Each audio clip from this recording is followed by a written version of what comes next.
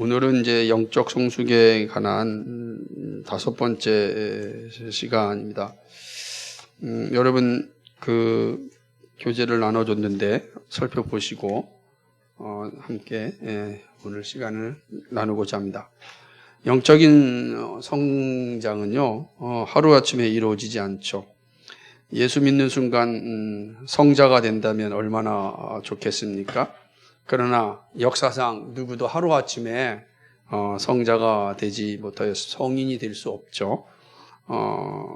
모두가 다 한결같이 어려움을 겪고 치열한 싸움을 한 후에 한 걸음씩 이제 성장합니다.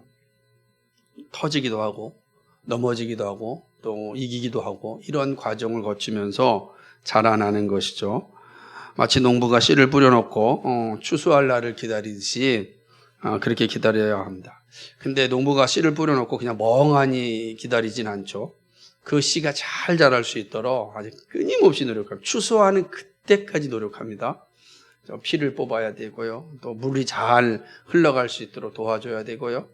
또 병이 들지 않도록 애를 써야 되고요. 그러니까 엄청난 노력을 해야만 추수를 사실은 기대할 수가 있는 것입니다.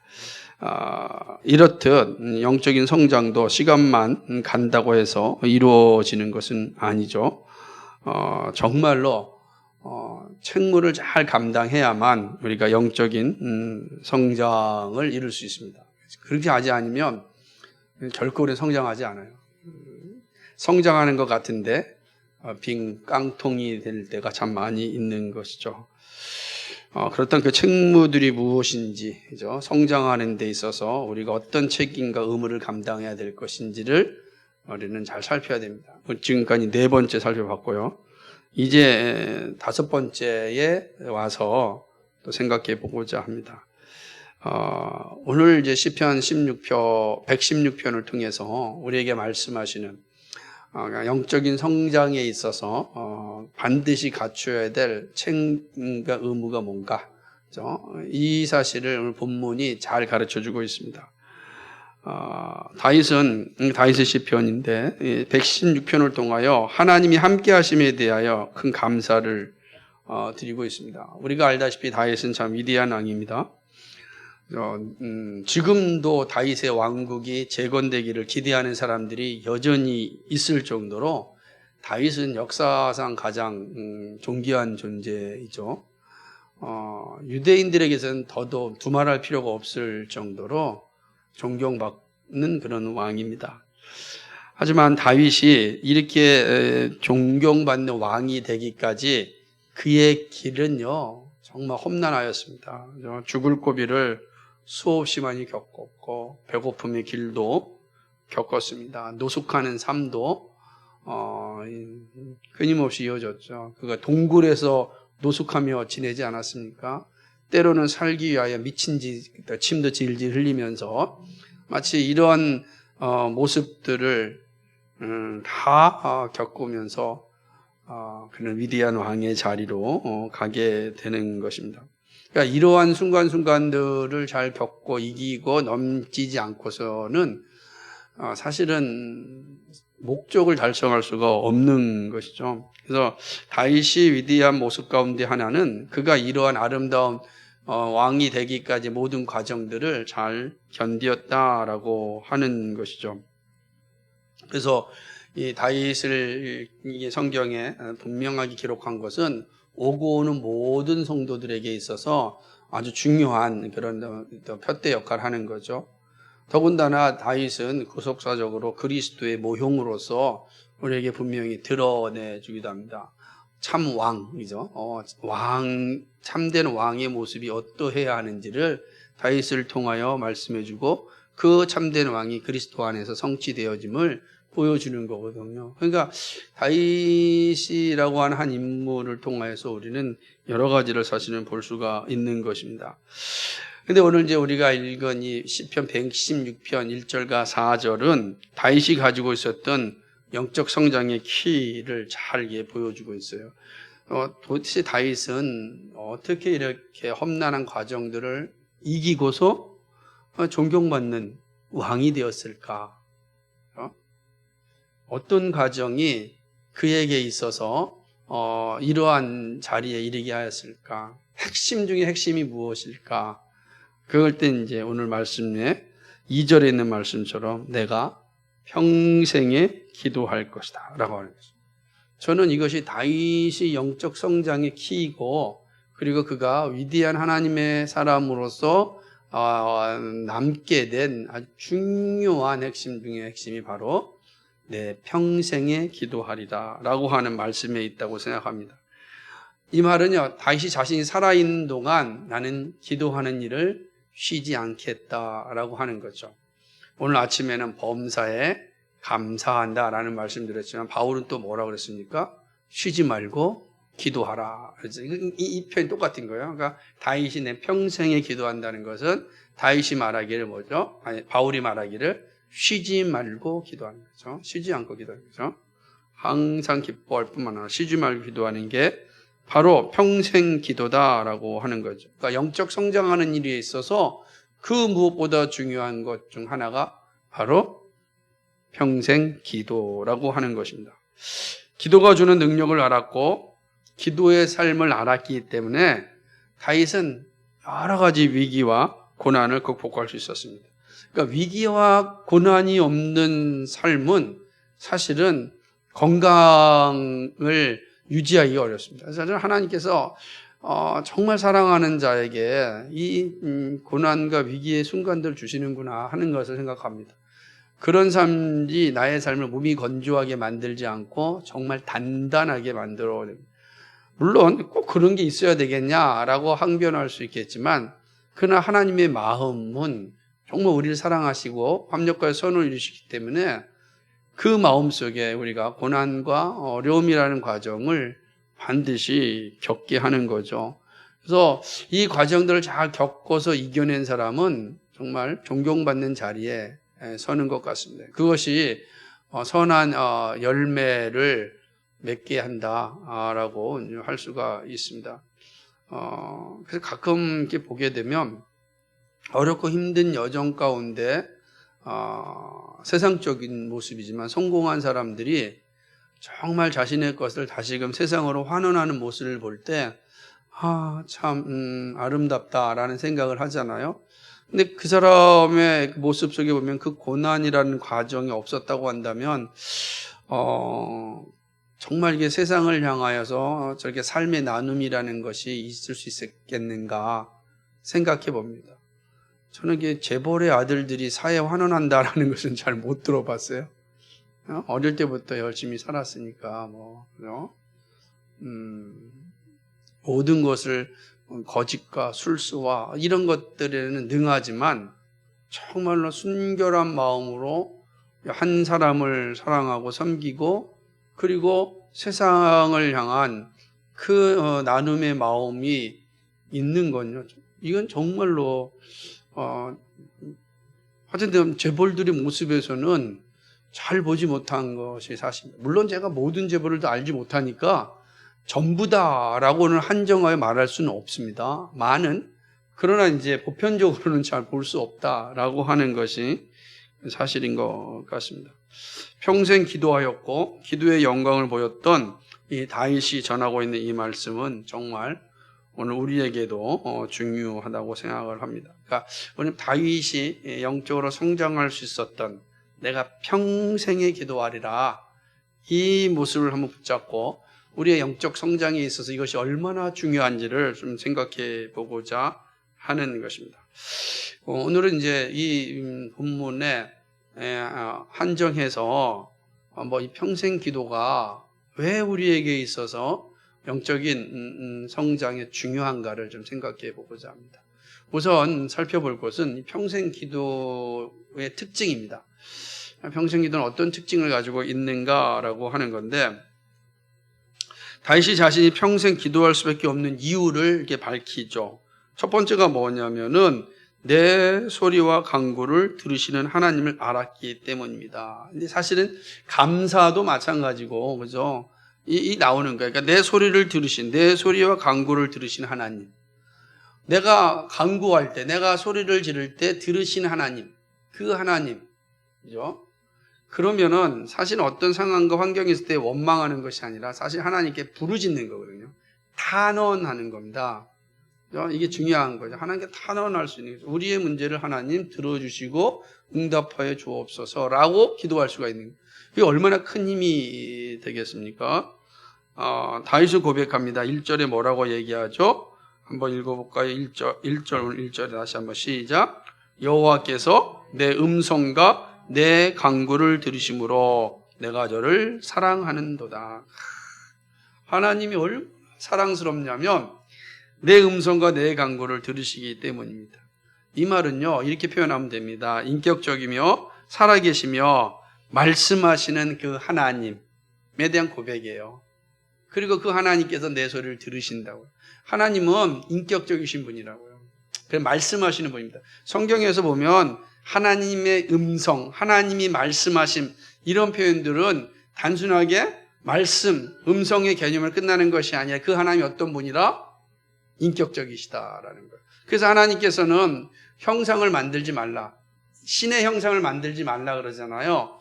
사람이요, 신의 형상을 만들면 거기 가서 절하고 거기서 이야기한다고요. 근데 그 형상은 말을 하지 않아요.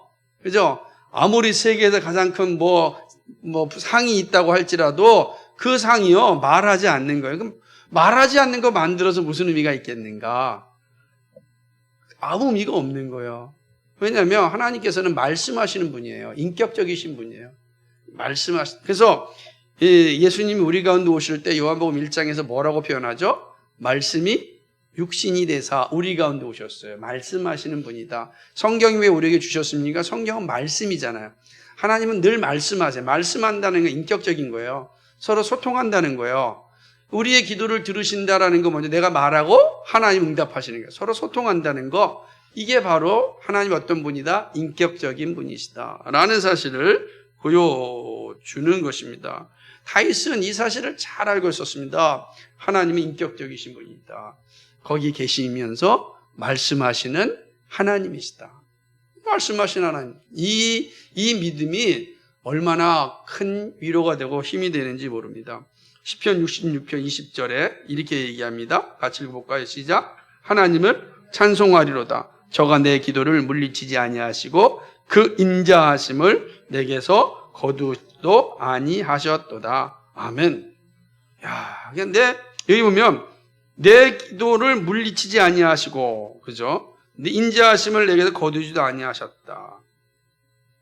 하나님은 자녀의 기도를 물리치지 아니하십니다. 이 사실을 안다면 하나님을 찬양하지 않을 수 없는 것이죠. 정말 중요한 고백 아니겠습니까? 하나님께서 우리의 기도를 들으시는 겁니다. 자녀의 기도는 들으십니다. 이거는 변함이 없는 사실이에요. 자녀의 기도는요, 하나님이 반드시 들으시고 응답하시는 것입니다. 그러니까 다윗이 평생 기도할 수 있었던 그 이유는 바로 여기 하나님께서 내 기도를 들으신 인격적인 하나님이시기 때문입니다. 또 다윗이 적극적으로 평생 기도할 수 있었던 두 번째 이유가 있다면 작은 소리에도 귀를 기울이시는 하나님을 아시기 때문에. 그러니까 작은 소리에도 귀를 기울이시니까. 그러니까 응답하시는, 내 소리를 들으시고 응답하시는 하나님, 그 응답하시는 하나님에 대한 확신도 있었지만 또 하나는 뭐죠?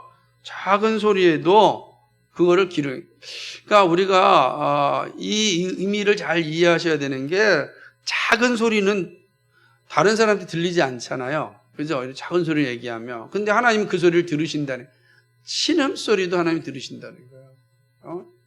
크게 부르짖는 소리뿐만 아니라 작은 신음소리에도 응답하시는 하나님이시다라는 거죠. 귀를 기울이신다라고 하는 의미는, 여러분, 귀를 기울인다면 어떻게 합니까? 귀를 기울인다면 그 사람한테 귀를 갖다 대는 거 아니에요. 그죠? 지금 여기서 예지가 이야기하고 있는데 제가 이렇게 있으면 안 들리잖아요. 근데 예지의 이야기를 들으려면 제가 어떻게 해야 되겠습니까? 귀를 그쪽으로 가야 되잖아요. 그러니까 귀를 기울인다는 것은 몸을 돌린다는 거예요. 하나님께서 나를 향하여 몸을 돌리시는 거예요. 나를 보신다는 거예요. 이게 얼마나 큰 힘이 되겠습니까? 다시 말하면 하나님께서 나에게 적극적으로 관심을 가지고 계시다라고 하는 것이죠. 이 나의 그 기도 소리에 자세하게 들으려고 하는 그런 태도죠. 자세하게 듣고 싶잖아요. 나를 돌아올 뿐만 아니라 뭘 말하는지 자세하게 들으려면 잘 귀를 기울여야 될 거 아니겠어요? 우리 종종 할 때 뭐야? 라고 이렇게 손을 대잖아요. 잘 들으려는 거예요. 왜 잘 들으려고 하죠? 그 사람을 잘 알고 싶은 거죠. 그 사람의 이야기를 정확하게 듣겠다라고 하는 그런 자세 아니겠습니까? 다시 말하면 가볍게 듣지 않고 진지하게 듣겠다는 표현입니다. 그래서 시편 40편 1절에서 다윗이 이렇게 이야기합니다. 같이 읽어볼까요? 시작. 내가 여호와를 기다리고 기다렸더니 귀를 기울이사 나의 부르짖음을 들으셨도다. 아멘.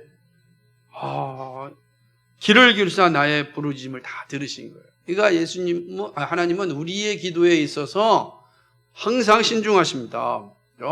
내가 작은 신음소리, 기도할 힘이 없더라도 내가 작은 신음소리로 주여, 주여라고 해도 사람은 듣지 못한다 할지라도 주님은 들으신 거예요. 항상 나에게 귀를 가까이 하고 계시기 때문입니다. 그러니까 여러분이 정말 작은 신음소리로 하나님께 기도만 하더라도 하나님은 그 기도에 늘 응답하신다라고 하는 사실입니다. 그러니까 얼마나 이게 위대한 일입니까?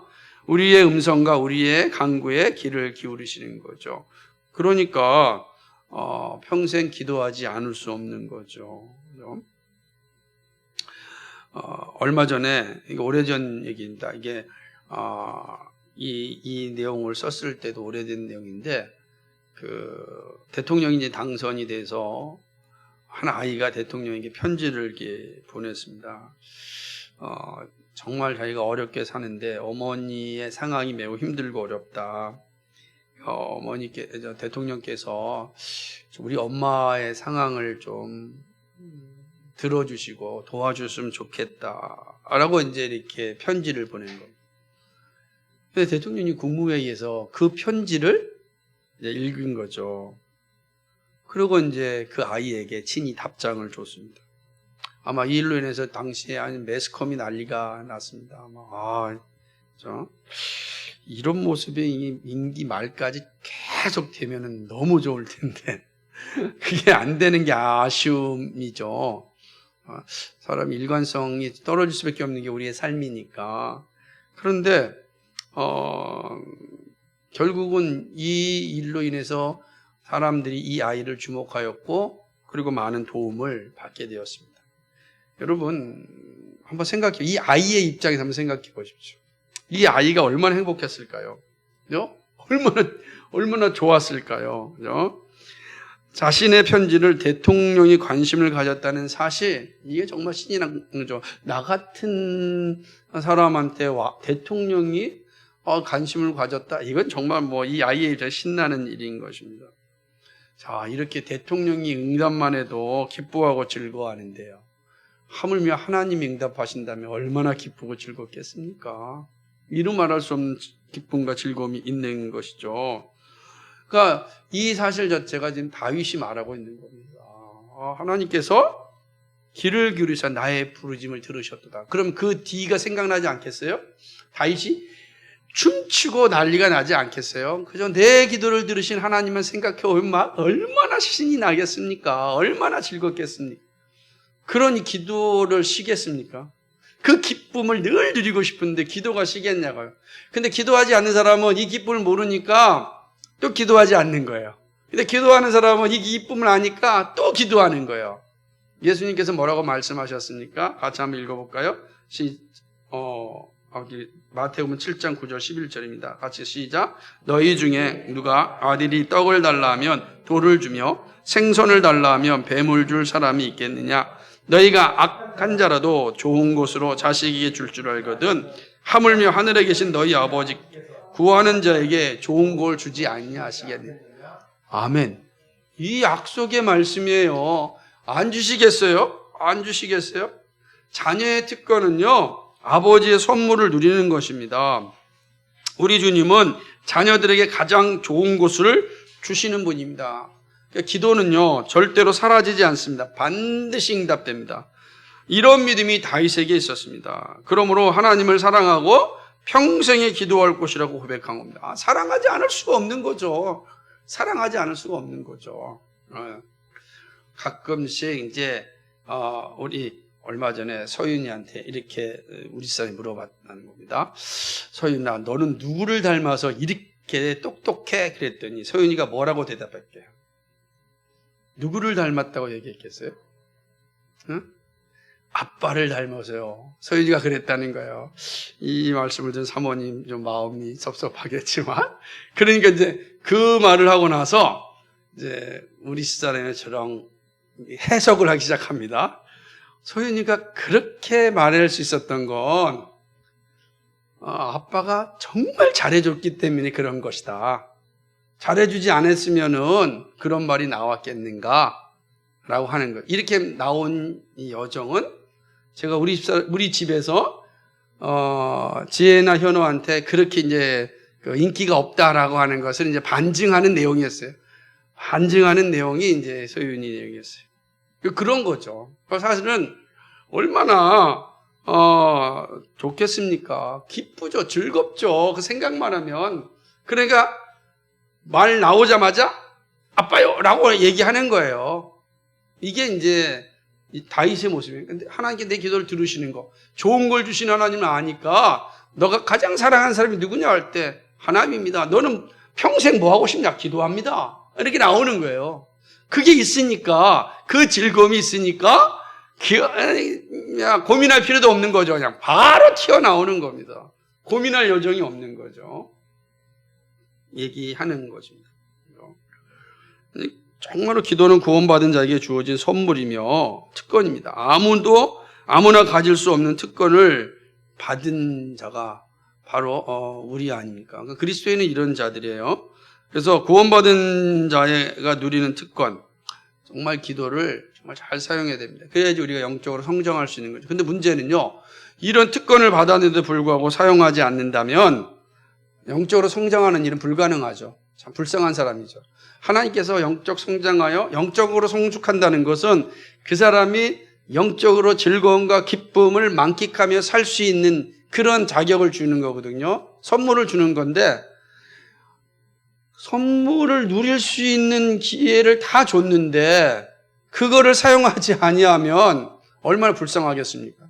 결국은 불평이 그의 삶을 지배할 수밖에 없죠. 주신다고 말씀하셨는데, 또 주셨는데 사용하지 않으니까요. 그런 측면에서 우리의 음성과 간구의 귀를 기울이시는 이 하나님의 은혜를 여러분의 것으로 잘 품으시기 바랍니다. 그죠? 평생 기도하는. 평생 기도하는. 이 평생 기도의 특징은 이거야. 하나님께서 기도에 응답하시는 거다. 하나님께서 작은 신음에도, 작은 소리에도 귀를 기울이시는구나. 이게 평생 기도할 수 있는 특징이 되는 거예요. 그러니까 아무나 할 수 있는 건 아니고 누가 평생 기도할 수 있겠는가?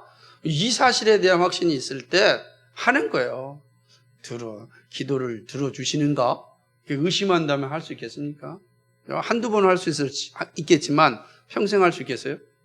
그럼 평생 기도할 수 있는 것은 바로 이 두 가지 사실이 있기 때문에 그런 거죠. 저는 그래서 평생 기도하는 사람의 특징은 이 두 가지를 다 가지고 있다. 그렇구나 라고 하는 겁니다. 두 번째는요, 이 평생 기도가 가지고 있는 능력입니다. 능력이죠.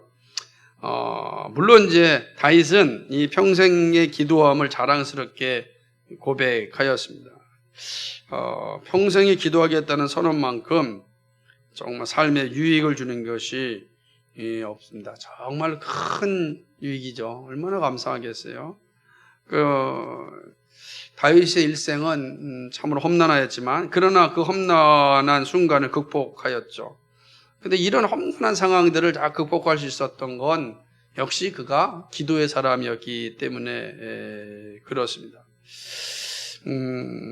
그렇다고 한다면 도대체 이 기도가 가지고 있는 능력이 뭔가? 평생 기도할 수 있다고 한다면 기도가 가지고 있는 능력이 있을 거 아니에요? 힘이 있을 거 아니에요? 그 힘이 첫째는 뭐냐? 위기를 극복할 수 있는 지혜와 능력을 주어줍니다. 이게 지혜와 그 위기를 극복할 수 있는 지혜, 위기를 극복할 수 있는 능력을 이 평생 기도가 줍니다. 이게 평생 기도 능력이에요. 그러니까 힘이죠. 여러분 한번 3절 말씀 볼까요? 뭐라고 이야기하고 있습니까? 다윗이 여러분 읽어보고 시작. 음부의 고통이 내게 미침으로 내가 환난과 슬픔을 만났을 때에. 아멘. 여러분 보세요. 사망의 줄이 나를 두르고 음부의 고통이 내게 미침으로 내가 환난과 슬픔을 만났을 때. 끔찍하죠. 여러분 지금 죽음이 앞에 와 있다는 거 얼마나 고통스러운 순간이겠습니까? 정말로 다윗은 수없이 많은 이 고난의 순간을 맞이했습니다. 고통이 정말 이루 말할 수 없었던 사람입니다. 만나지 말았으면 좋았을 환난과 슬픔이 그에게는 있었습니다. 정말 답답하죠.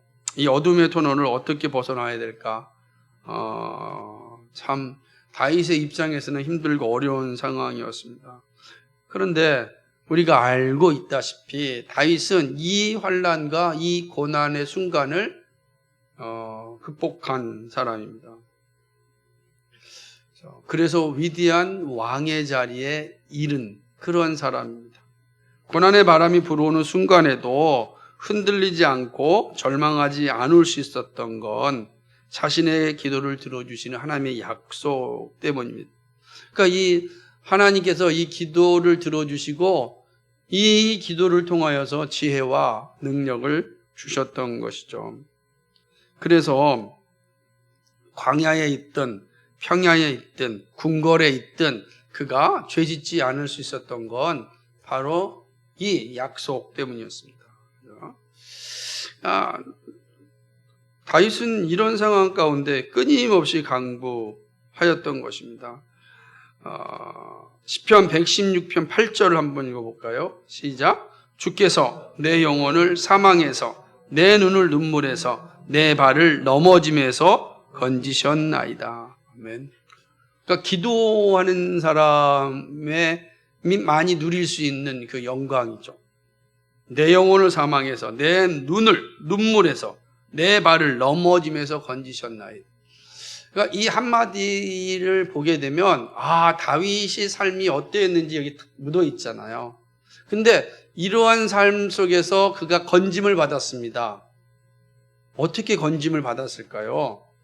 하나님께서 지혜를 주셨기 때문이잖아요. 우리가 다윗의 일생을 다 설명하지 못하겠지만 다윗이 그 위기의 순간순간마다 지혜롭게 이기잖아요. 그리고 그 엄청난 도전 앞에서 하나님의 주신 능력으로 이겨내잖아요. 근데 그 시작이 어디 있었습니까? 기도에 있었어요.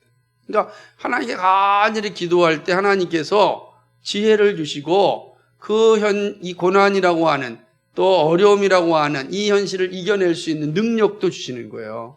지혜와 능력이 이 기도하는 자에게 항상 주어지는 겁니다. 이게 얼마나 큰 힘이 되겠는가라고 하는 거죠. 제가 거기 프란시스 셰퍼 목사님의 이야기를 기록해놨는데 이 전기에 나오는 내용인데 한 번은 이제 비행기를 타고 이제 오는 중이었습니다. 미국으로 올 때였는데 이분 이제 뭐 스위스에 계시고 하니까 근데 비행기가 미국으로 오다가 갑자기 고장이 난 겁니다. 비행기가 고장이 났어요. 그럼 이거는 뭐 정말 이제 추락하는 거죠. 정말 얼마나 난리가 아니었겠습니까? 그 순간 셰퍼 목사님은 정말 하나님께 간절히 이제 기도했죠. 왜냐하면 가서 해야 할 일이 있기 때문입니다. 그런데 정말 사람들이 이해할 수 없을 정도로 떨어지던 비행기의 엔진이 다시 돌아간 거예요. 고장된 비행기가 고쳐져서 무사히 미국에 도착하게 된 겁니다. 이거 어떻게 설명할 수 있겠는가? 아무도 설명할 수 없는 거죠. 초자연적 일이니까. 그때 셰퍼 목사님은 사모님이랑 같이 이 책에 기록하기 하나님의 우리의 기도를 들어주십니다 라고 하는 거예요. 그러니까 하나님께서 기도를 들어주셨다. 그러면서 나만 기도한 것이 아니라 지금 미국에서 우리가 오기 위하여 그토록 기도했던 기도의 동역자들이 함께 있었다.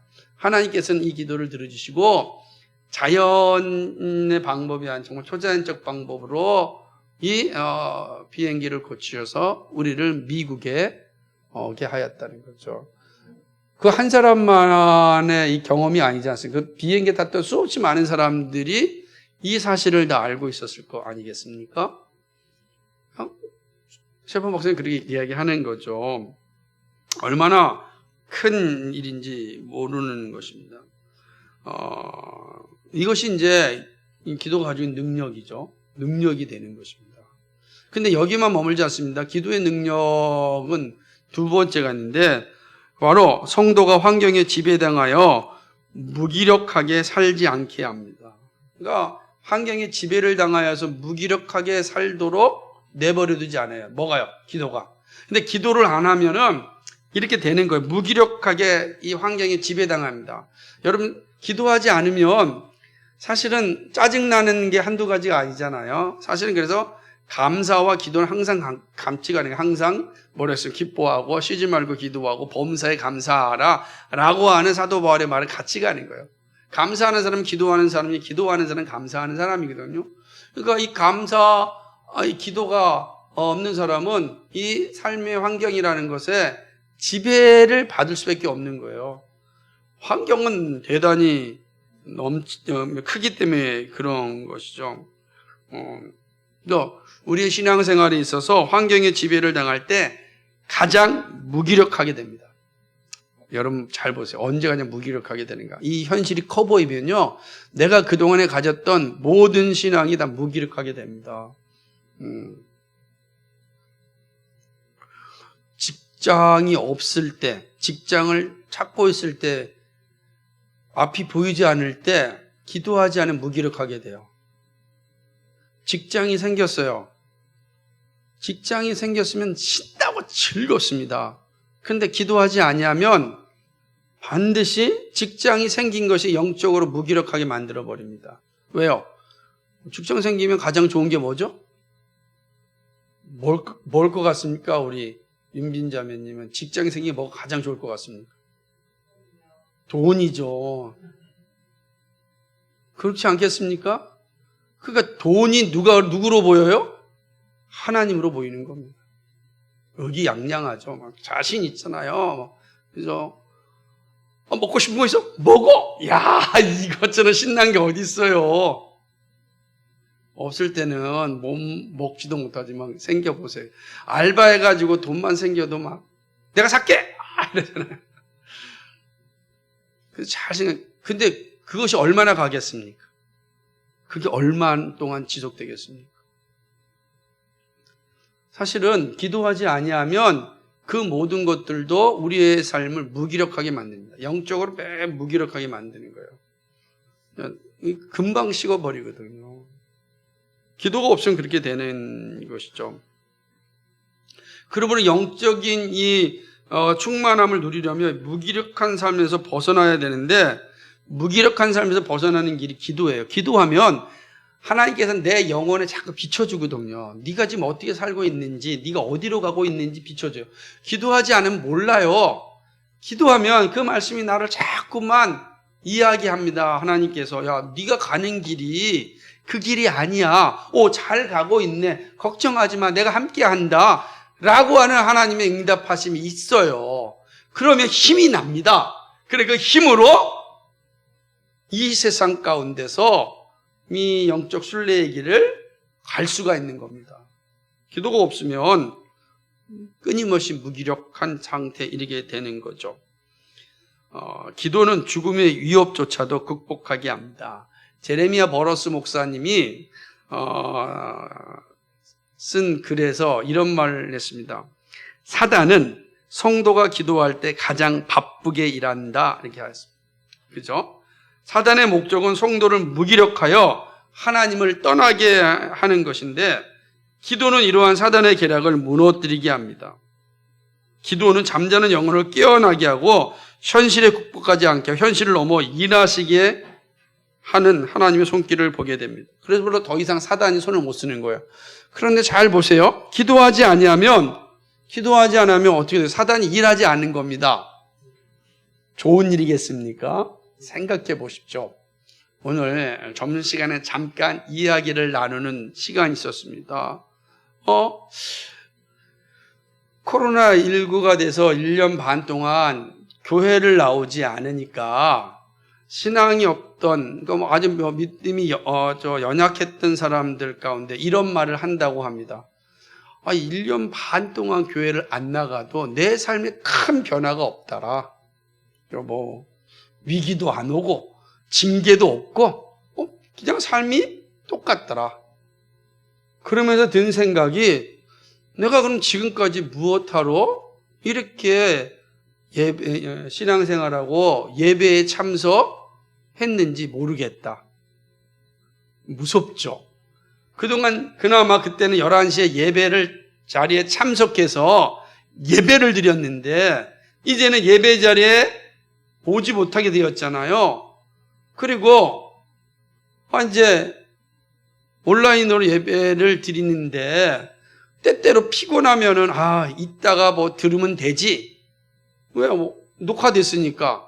오늘 못 들으면 내일 들으면 되지.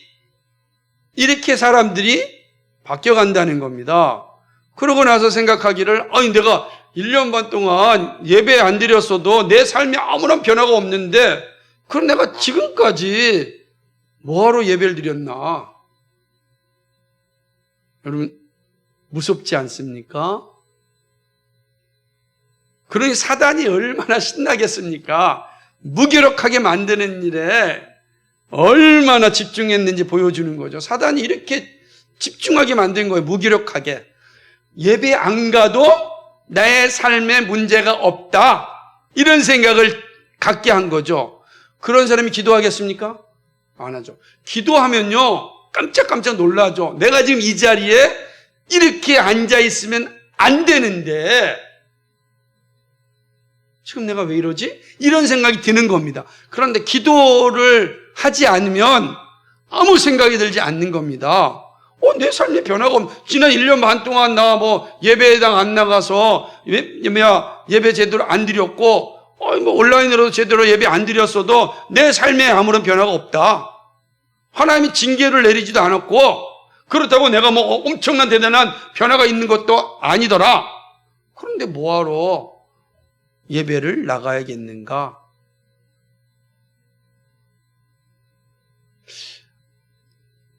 저는 아까도 이 말에 대해서 두 가지 얘기를 했습니다. 정말 하나님이 사랑하는 사람이라면 인생 채찍과 사람 막대기가 심각하게 나타날 겁니다.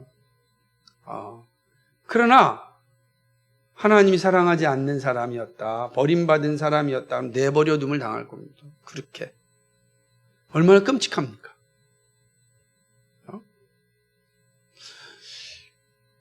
저는 제레미야 버러스 목사님의 말씀처럼 사단은 성도가 기도할 때 가장 바쁘게 일한다. 이게 좀 기억해야 됩니다.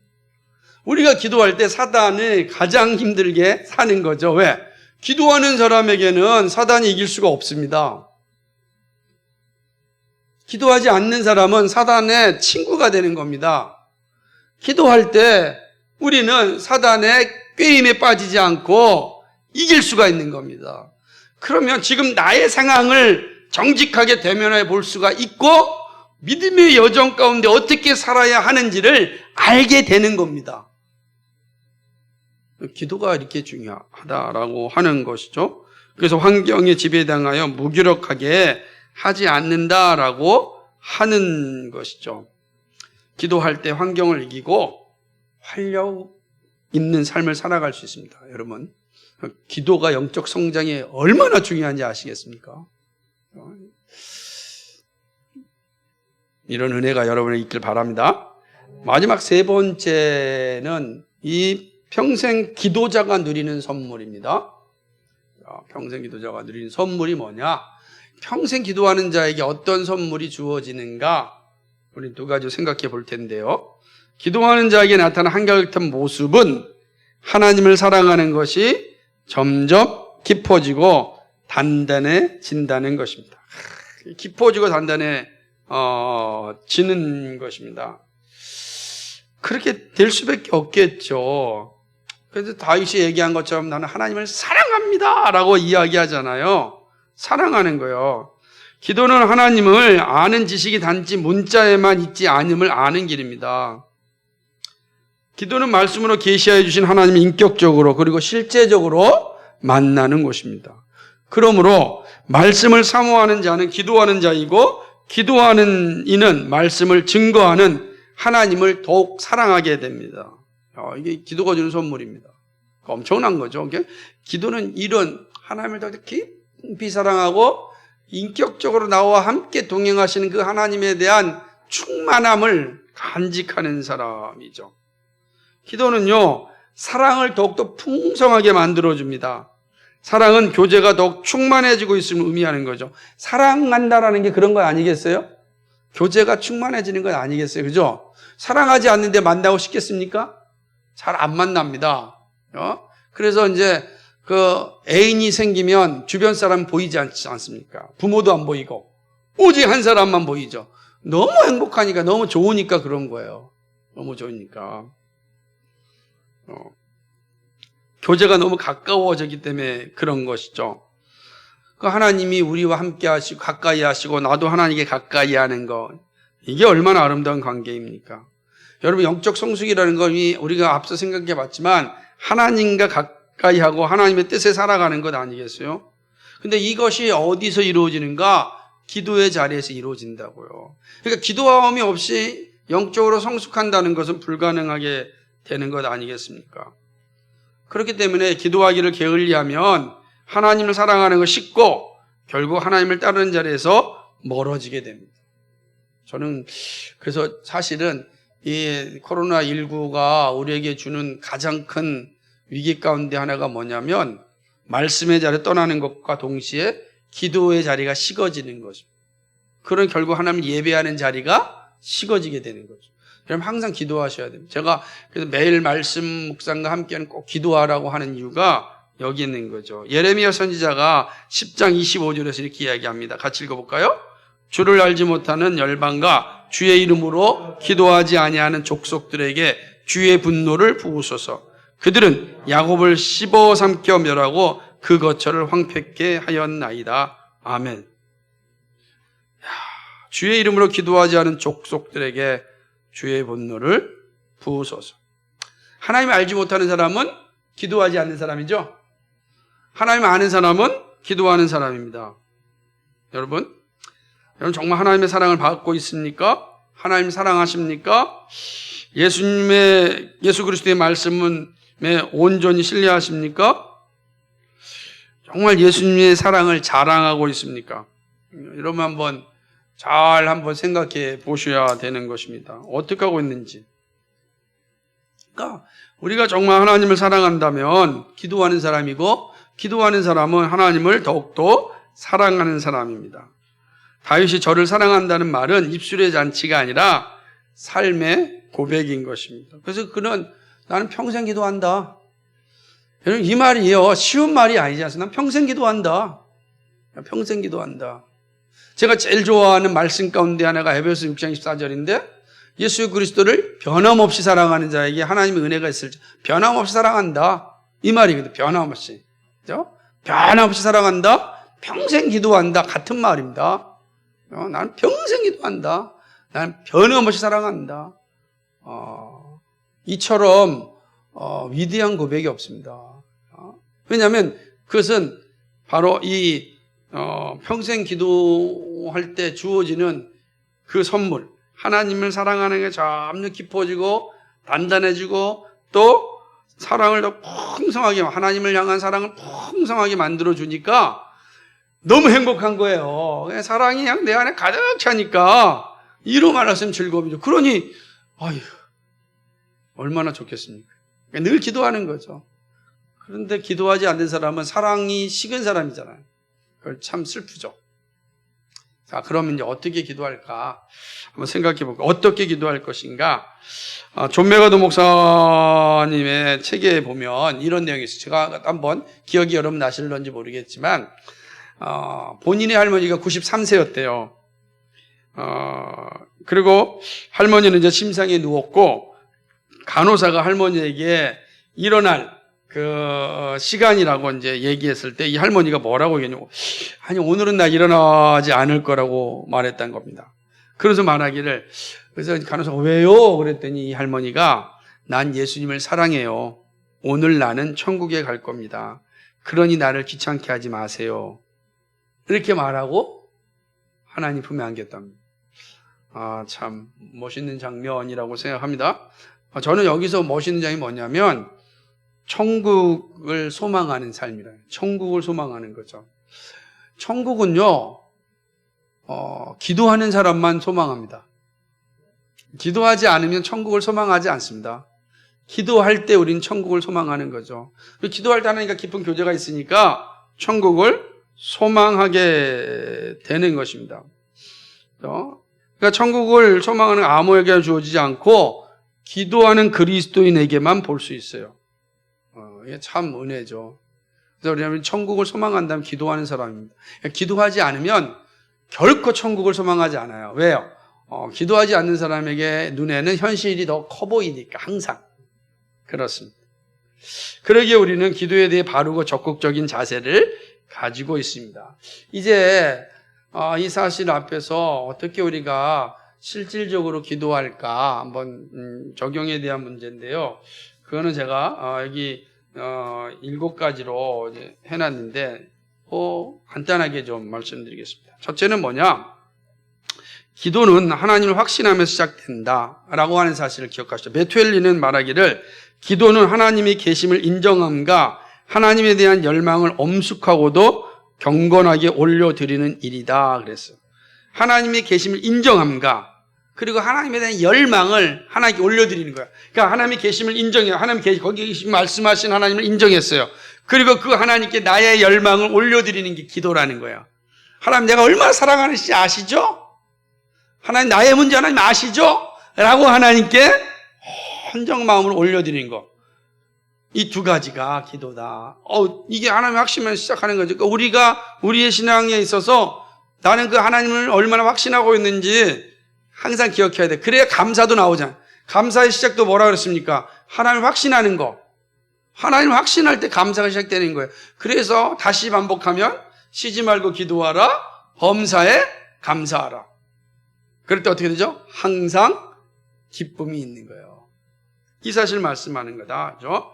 2번째는요. 기도는 하나님과 친밀한 교제입니다. 하나님을 믿지 못하면서 하는 기도는 일종의 주문이죠. 그렇죠? 그러나 구원받은 자의 기도는 주문이 아닙니다. 교제입니다. 살아계신 하나님과의 깊은 교제다. 그러니까 왜 그러냐면 주문이 되면 안 된다. 주문은 뭐예요? 막 비나이다 그리고 가는 거예요. 이건 주문이라는 거죠. 여러분 기도는 주문이 아니고 교제예요. 교제는 어떻게 합니까? 일방성이 아니라 다 쌍방이잖아요. 그러면 기도는 어떻게 하라는 거예요? 여러분이 공적인 기도가 아니라 개인적인 기도할 때는 어떻게 하죠? 그냥 앞에 있는 내 사랑하는 사람한테 이야기하듯이 하는 거예요. 하나님, 오늘 정말 힘듭니다. 어떻게 하면 좋겠습니까? 좀 도와주셔야 되지 않겠습니까? 하나님, 저 친구를 좀 도와주세요. 제가 할 수 있는 능력이 이거밖에 안 됩니다. 하나님 좀 도와줬으면 좋겠습니다. 이게 교제라고. 그리고 기다리는 거죠. 하나님이 어떻게 일하고 있는지를 기도했으면 기다리는 거예요. 여러분이 기도한 것으로 끝나지 말고 내 기도가 어떻게 이루어지는지를 이게 기다려야 됩니다. 많은 응답함이 있거든요. 내가 분명하게 확신하지 못한 계속해서 하나님 기도해 달라고 간구하는 겁니다. 그러니까 이 교제라면 주문이 아니다. 근데 우리가 종종 이걸 주문으로 생각하면 안 된다. 그러니까 누구나 기도할 수 있죠. 누구나 엄마 아빠께 말할 수 있듯이 하나님께 누구나 말할 수 있는 겁니다. 기도는 주문이 아니다. 여러분 멋진 미사오구를 가지고 할 필요는 없어요. 그죠? 그래서 사실은 우리 교회 성도들이 기도할 때 참 제가 은혜 받는 것은 말씀을 들은 대로 그 말씀 안에서 기도하는 모습들이 참 아름답습니다. 그게 사실은 기도입니다. 그 사실을 가지고 하나님께 아뢰고 하나님께서 어떻게 그 기도한 것을 이루어지는지 보는 것입니다. 그게 바로 기도다. 3번째는 기도는 뭐죠? 멈추는 일이 없습니다. 기도는 멈춤이 없는 것이다. 평생 기도하는 거지 잠깐 기도하는 게 아니다. 기도는 이런 거예요. 기도는 시작하면은 끝이 없는 겁니다. 그죠? 난 평생 기도하는 겁니다. 평생. 그래서 항상 쉬지 말고 기도하는 것은 언제나 어디서나 어떤 곳에서나 기도하는 거예요. 예배당 안에서만 기도하는 게 아니라라는 거예요. 멈춘다는 의미는 뭐냐면 교회당 안에서는 쭉 해놓고 나가서는 끝나는 거. 그게 아니고 기도는 교회당 안과 교회당 밖이라는 이 장벽을 허무는 거예요. 언제나 어디서나 걸어다니면서나 잠자리에 일어나서나 밥 먹을 때나 그 다음 누구를 만날 때나 다 기도하는 겁니다. 화장실에서도 얼마든지 기도할 수 있고요. 기도는 항상 하는 겁니다. 그렇죠? 근데 우리가 자칫하면 기도는 예배당 와서만 하는 거로 생각하면 안 된다. 항상 하는 거고 그렇기 때문에 기도는 멈출 수가 없습니다. 멈추는 게 아니에요. 내가 이번 응답 그러니까 제일 위험한 게 뭐냐면 저는 기도할 제목이 없는데요. 이거 제일 위험한 거죠. 그게 뭐예요? 기도하지 않겠다는 선언이잖아요. 사실은 우리는요, 기도의 가장 정점이 뭐냐면 하나님을 아는 지식이 충만했으면 좋겠어요. 이게 무조건 기도의 시작이고요. 하나님 저를 통해서 교회를 세우는 일에 제가 쓰임받고 이게 기도할 제목이 없다라고 말하는 것처럼 허망한 게 어디 있습니까? 그거는 나에게 특별히 우리 가정에 큰 문제가 없으면 어떻게 기도해야 되죠? 나의 소명을 놓고 항상 기도해야 되는 거예요. 내 존재의 이유를 놓고 기도하는 거예요. 하나님 나를 보내주셨고 자녀 삼아 주셨으니 자녀에 합당한 삶을 살 수 있도록 기도해 주십시오 라고 하는 겁니다.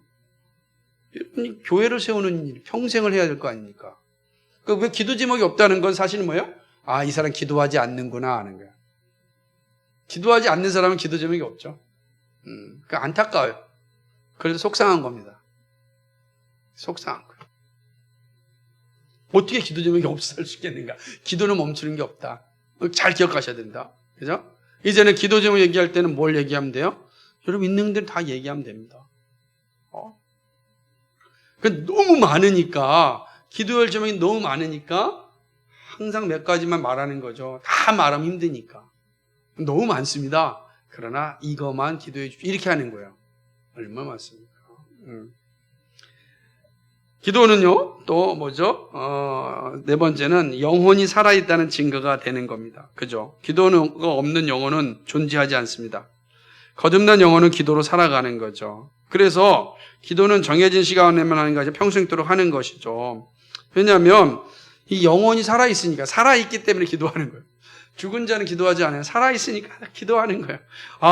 내가 지금 살아있다라는 것을 뭘로 표현하는? 기도로 나타나는 거예요. 내가 지금 살아있다? 당신이 영적으로 살아있다는 것을 어떻게 증명하면? 기도하는 거로. 기도하는 거로 살아있다는 거죠. 또 기도는 하나님의 응답하심에 대한 확신이죠. 마가복음 11장 24절에 같이 읽어볼까요? 그러므로 너희가 원하니 무엇인지 기도하고 구하는 것은 받은 줄로 그리하면 너희에게 그대로 되리라. 아멘. 되는 겁니다.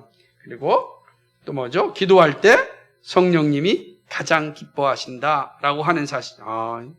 얼마나 기뻐하시겠습니까? 그래서 기도는 성도가 누릴 수 있는 최고의 복입니다. 기도에는 제약이 없습니다. 소소한 것이라도 하나님께 내어놓고 기도하면 우리 하나님은 너무너무 기뻐하세요. 왜요? 아까 이제 교제하고 있다는 뜻이니까, 네가 살아있다는 뜻이니까 얼마나 행복하겠어요. 여러분 자녀가 막 살아서 자라는 거 보면 행복해요. 부모는 아무것도 안 하고 있으면 속상하단 말이에요. 근데 막 자라는 거 보면 행복한 거예요. 귀엽기도 하고 좋기도 하고, 언제 저렇게 예쁘게 자랐나? 어떻게 저렇게 컸는가? 평생 그러는 거예요. 우리 하나님의 마음이에요.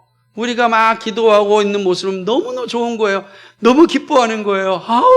저게 이렇게 잘해서 이렇게 깊은 기도를 하는구나 하는 거죠. 반드시 기도가 영적으로 성숙하여 기도가 커지면 자기를 위한 기도에서 이웃을 향한 기도와 열방을 향한 기도로 기도가 넓어지거든요. 넓어지는 모습, 그 넓어지 실제로 사니까 그거 얼마나 행복하겠어요. 그렇습니다.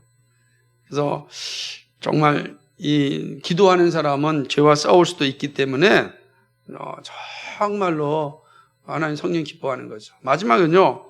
기도하는 자는 누구든지 이길 수 없습니다. 그죠? 기도하는 자를 이길 수 있는 사람 아무도 없다. 마귀도 못 이기고요. 누구도 못 이깁니다. 내가 기도하고 있는데 하나님이 나와 함께 하시는 누가 나를 이길 수 있겠습니까? 기도하는 사람을 이길 수 있는 사람이 없어요. 여러분 기도하시면요. 하나님이 강력하게 여러분과 함께 하십니다. 그게 영적인 성숙이에요.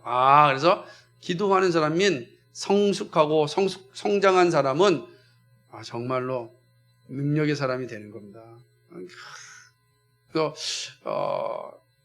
마틴 루터 목사님처럼 나는 바쁠수록 기도한다라고 하는 건 그가 기도가 가진 능력을 알기 때문이고 기도가 쉬었을 때 사단이 어떻게 자신을 집어삼키는지 잘 알기 때문입니다.